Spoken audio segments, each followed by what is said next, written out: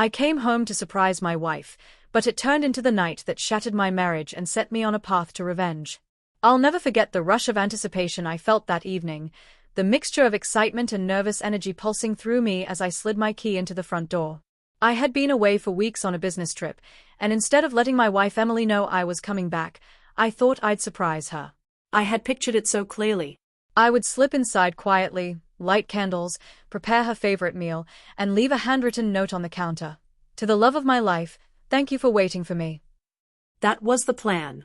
A homecoming filled with love. But what I actually walked into wasn't love, it was betrayal. Brutal, raw, and devastating enough to tear apart everything I thought marriage was supposed to be. The moment I opened the door, something felt off. There were extra shoes near the entrance, men's sneakers I didn't recognize. My mind tried to defend her. Maybe a cousin or a neighbor had stopped by. I clung to those excuses as I stepped further inside. Then I heard it. A man's laugh. And right after, Emily's voice. Soft, playful, teasing in a way I thought she reserved only for me. My stomach dropped, but my legs carried me forward as if against my will. I crept down the hallway, every step heavier than the last, like I was walking deeper into a nightmare I couldn't escape. And then I saw them. On our couch. Entangled. Kissing. As if I didn't exist, as if our vows meant nothing. I wanted to scream. I wanted to tear the place apart. Instead, I froze. My entire body went numb. My mind raced 1,000 miles an hour, but my voice wouldn't come. For what felt like forever, I stood there, unseen in my own home. They didn't even notice me. And that hurt most of all. Eventually, Emily looked up. Her eyes widened, her face drained of color.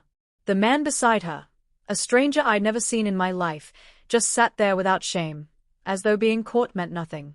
Michael, I can explain, she stammered, pulling a blanket over herself like that could erase what I had already seen.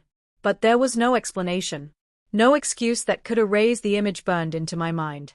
The woman I had worked myself to exhaustion for, the woman I thought I'd raise a family with, was staring at me like I was nothing but an intruder. I didn't yell. I didn't cry. I simply looked at her. Because sometimes silence cuts deeper than rage. And in that silence, something inside me snapped. Not in recklessness, but in clarity. I turned, walked out, and left them there. Emily's voice chased me down the hallway, but I didn't stop. The days that followed were torture. I couldn't eat. I couldn't sleep. I replayed the moment endlessly, asking myself where I went wrong, what I could have done differently. But the longer I thought, the clearer it became, I hadn't failed. She had. She chose this. And if she believed I'd just walk away quietly, she was gravely mistaken. That's when the idea of revenge began to take shape. Not the reckless kind you see in films with shouting and broken glass.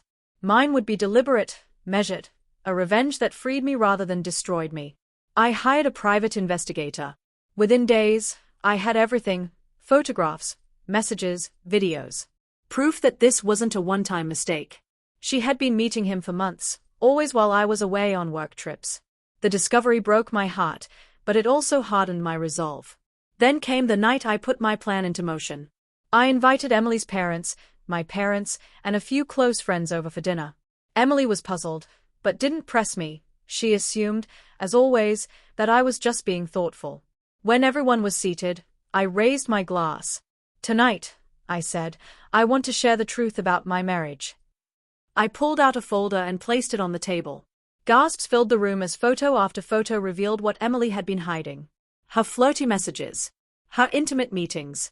The truth of her betrayal. Emily's face turned ghostly pale. Her lips quivered, her composure crumbling under the weight of exposure. Her parents sat in stunned silence. My parents were livid. Emily broke down in tears, pleading with me to stop, but I didn't. I looked straight at her. You wanted to humiliate me in secret. Tonight, I return the favor, with the truth. I gave you loyalty, love, and a home. You gave me deceit. The silence that followed was crushing. Yet, in that suffocating quiet, I felt something I hadn't in weeks: relief. That night, I packed my things and left. No shouting. No begging. Just a final goodbye. The divorce that followed was difficult, but I came out stronger. I moved into a new place, poured myself into work, and reconnected with friends I had lost touch with because I'd been too focused on Emily's needs. Months later, she reached out. She cried, begged for forgiveness, called it a mistake. But by then, I was no longer the same man. I had let go of the weight of her betrayal. And I learned something important. Revenge isn't always about ruining the other person. Sometimes, it's about exposing the truth and reclaiming your own power. The most powerful lesson I carried away was this: love should never make you feel small.